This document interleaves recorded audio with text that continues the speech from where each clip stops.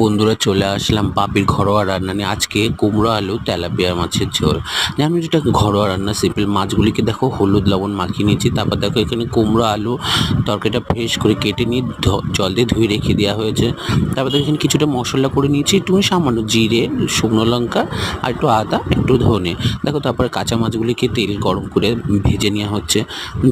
ভাজার পরে লাল লাল করে ভেজে নেবে, যাতে মাছটা খুব হয়। তারপরে কুমড়ো আলু দিয়ে দিলাম, একটু সামান্য পরিমাণ লবণ দিয়ে দিলাম, দিয়ে নাড়িয়ে নিলাম।